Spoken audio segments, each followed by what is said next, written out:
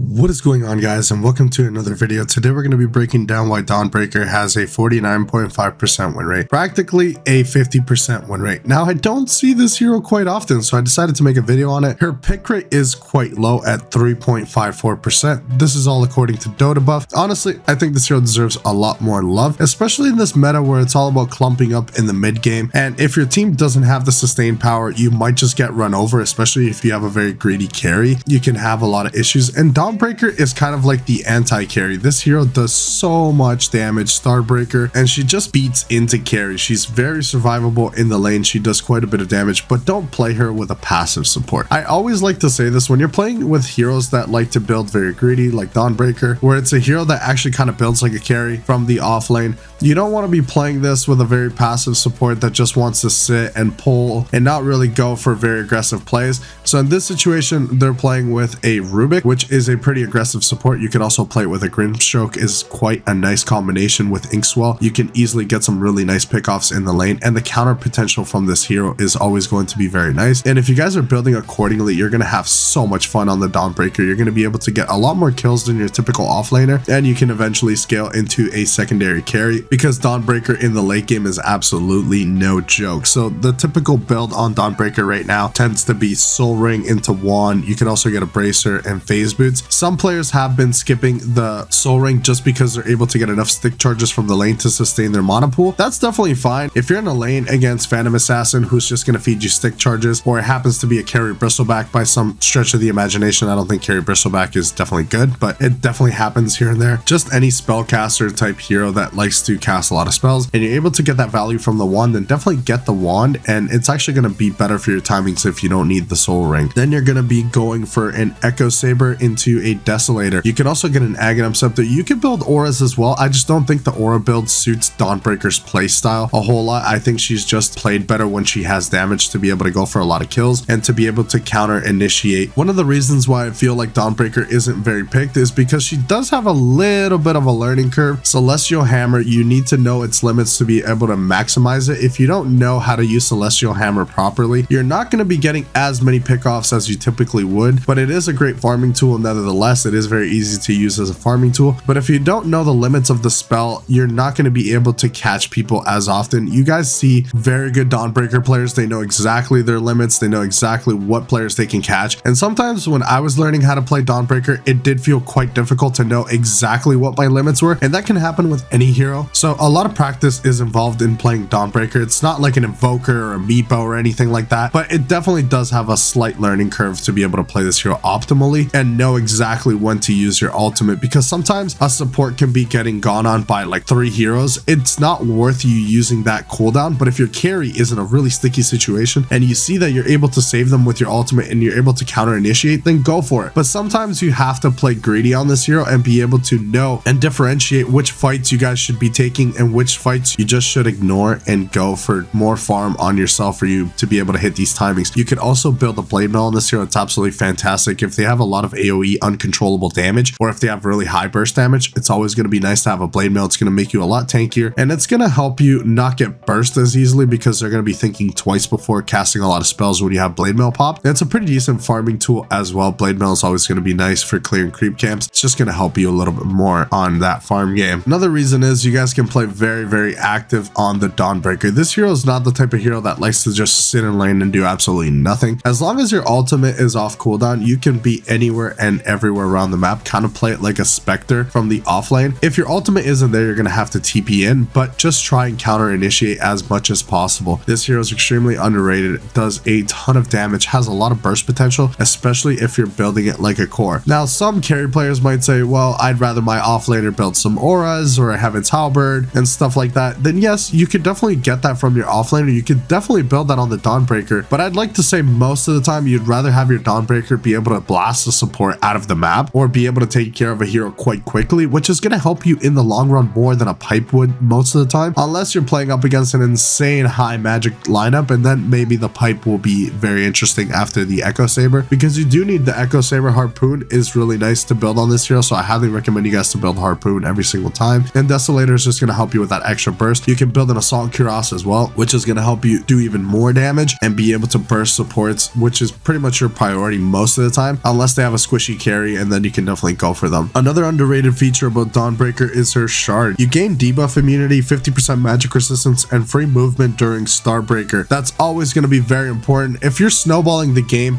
you should always be able to pick up this item. You can never go wrong with magic immunity, especially at 50%. It is pretty solid, so definitely don't go wrong with that and buy it as soon as you can, especially if you need it. If it's a game where you don't really need it, then pray to get it from the Tormentor. Other than that, you should be picking that shard up pretty much every single game. It's just very nice and very underrated. Also, another key is that she hasn't been nerfed or buffed since the main patch of 7.35. So it's been like 4 patches since they haven't changed a single thing. And I believe the patch for 7.35 for Dawnbreaker didn't really change a whole lot about the hero. I think it was a very minor buff. It definitely didn't change this hero in a bad way or in a good way. It just kind of stayed the same. And they just felt like Dawnbreaker is in a really good spot for them not to be changing the hero. And I definitely think she doesn't need a buff. I just think people need to understand how to play Dawnbreaker better, and they should be picking her a lot more often. I just think it's more of people not knowing what the hero's capabilities are and how much damage and sustain she can output in a team fight, and then maybe players would start actually picking Dawnbreaker. I think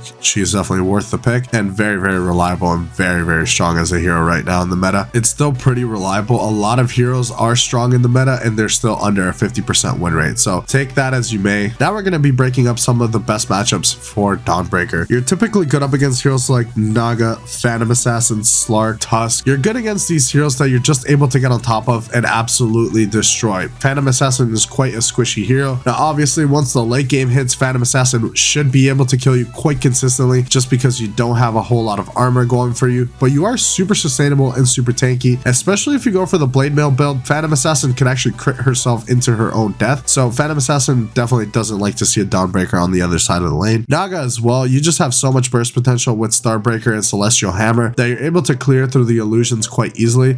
So she's definitely not a really big issue for you, and you're able to counter initiate with your ultimate against Naga, Song of the Siren. Now some of the worst matchups for Dawnbreaker are Draw Ranger, Slaughter, Pangolier, Bristleback. So basically heroes that are very, very hard to burst, or heroes that require you to commit a ton and then for you not to be able to get out, because typically you use your Celestial Hammer to engage, but you also use that to disengage. It isn't the super long cooldown, but you still need to be able to get into the fight and be able to get out of the fight, especially if you initiate with your ultimate and you have no escape tools. It's a pretty good option for you guys to always keep in mind that you should be able to engage and then disengage if need be. So don't overcommit with your spells and don't use everything at the same time all the time. Make sure you have an escape plan on this hero. But heroes like Drow Ranger and Slaughter can just beat into you. If you're able to bridge the gap onto a Drow Ranger, you're probably going to get Hurricane Pike, which is pretty much the standard item on that hero, and you're just not going to have a good time. She could just lay into you and beat you down. And Slaughter is a hero that is pretty much anti-carry, and Dawnbreaker was played carry a few months ago. So it can definitely do a lot of work to this hero, especially with his ultimate with his minus armor. It's just not going to be great for the Dawnbreaker. And Bristleback, you just don't do a whole lot to the hero. The more damage you do to him, the more quills and the more problems you're going to get yourself into, unless you're going for an item like Silver Edge, and then you can definitely take care of him accordingly. But you just don't do enough for the Bristleback in the mid to late game to be able to burst him as quickly as you'd hope. Let me know in the comment section below if you guys are Dawnbreaker spammers. What do you guys enjoy so much about this hero, and why do you guys think the pick rate is so low and the win rate is still pretty decent?